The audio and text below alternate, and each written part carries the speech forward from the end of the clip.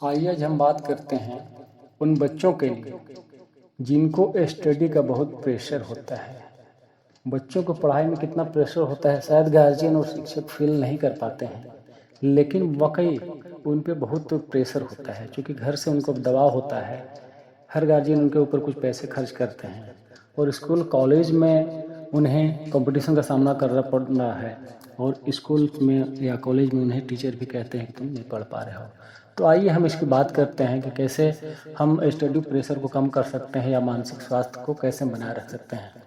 मानसिक स्वास्थ्य को बनाए रखने और समग्र शैक्षणिक प्रदर्शन सुधार के लिए और अध्ययन के दबाव को कम करना बहुत ही आवश्यक है।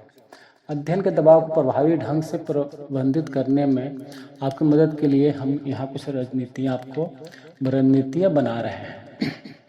जैसे कि कार्य को प्राथमिकता देना होता है। अपने अध्ययन कार्यों को छोटे परिवर्तनीय भागों में विभाजित करें और उसे समय सीमा और महत्व के साथ आधार पर प्राथमिकता दें। पूरे कार्यभार से अभिभूत महसूस करने के बजाय एक समय में एक ही कार्य को पूरा करने पर ध्यान केंद्रित करें।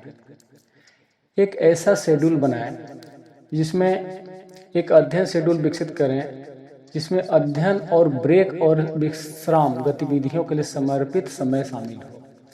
अध्ययन और खाली समय के बीच एक स्वस्थ संतुलन बनाए रखने के लिए इस शेड्यूल का जरूर पालन करें। समय और प्रबंधन का अभ्यास करें। फोकस और उत्पादन में सुधार के लिए मेपोडोर तकनीकी, जिसे 25 मिनट तक अध्ययन करना फिर 5 मिनट का ब्रेक लेना बोलते हैं, जैसी तकनीकी का उपयोग करें। प्रत्येक कार्य के लिए समय सीमा निर्धारित करें और उनका पालन करके विलंब से बचें। यथार्थवादी लक्ष्य निर्धारित करें। पूर्णता लक्ष्य रखने के बजाय अपने अध्ययन सत्रों के लिए प्राप्त करने योग्य लक्ष्य निर्धारित करें।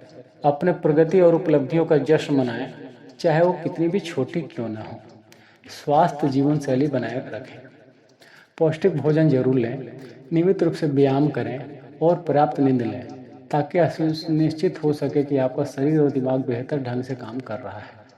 अत्यधिक कैफीन या चीनी के सेवन से बचें क्योंकि यह तनाव और चिंता में योगदान कर सकते हैं। व्यवस्थित रहें, जैसे कि बेशक को काम करने के लिए विकर्षणों को कम करने के लिए अपने अध्ययन स्थान को साफ सुथरा और अव्यवस्था मुक्त रखें। व्यवस्थित रहने और अपने अध्ययन लक्ष्यों के साथ ट्रैक पर रहने के लिए योजनाओं, कैलेंडर या डिजिटल ऐप्स जैसे टूल का उपयोग जरूर करें। समर्थन मांगें, यानी कि जब आप अभिभूत महसूस कर रहे हों तो समर्थन के लिए दोस्तों, परिवार या अकादमिक सलाहकारों तक पहुंचने में संकोच न करें। साथियों के साथ संसाधन और अध्ययन युक्तियां साझा करने के लिए अध्ययन समूह या ऑनलाइन मंचों से जरूर जुड़ें। आत्म देखभाल का अभ्यास करें। आराम करने के लिए नियमित ब्रेक लें और उन गतिविधियों में शामिल हों जिनका आप आनंद लेते हैं, चाहे वह संगीत सुनना हो, टहलने जाना हो या माइंडफुलनेस तकनीकों का अभ्यास करना हो। अपने प्रति दयालु होना याद रखें और पहचाने की जरूरत पड़ने पर ब्रेक लेना ठीक होता है। पूर्णतावाद को प्रबंधित करें। उत्कृष्टता के लिए प्रयास करना सराहनीय है, लेकिन यह पहचानना आवश्यक है कि पूर्णता पर्याप्त है। सीखने की प्रक्रिया के हिस्से के रूप में गलतियों को स्वीकार करना सीखें और पूर्णता के बजाय प्रगति पर ध्यान दें। यदि आवश्यक हो तो पेशेवर की मदद लें। यदि आप इन रणनीतियों को आजमाने के बावजूद अध्ययन में दबाव से निपटने के लिए संघर्ष कर रहे हैं तो अपने टीचर या मानसिक स्वास्थ्य सेवर जो होते हैं उनकी सहायता आप ले सकते हैं, जिससे आप व्यक्तिगत रूप से आपको मार्गदर्शन मिलेगा और सहायता जरूर प्रदान होगा।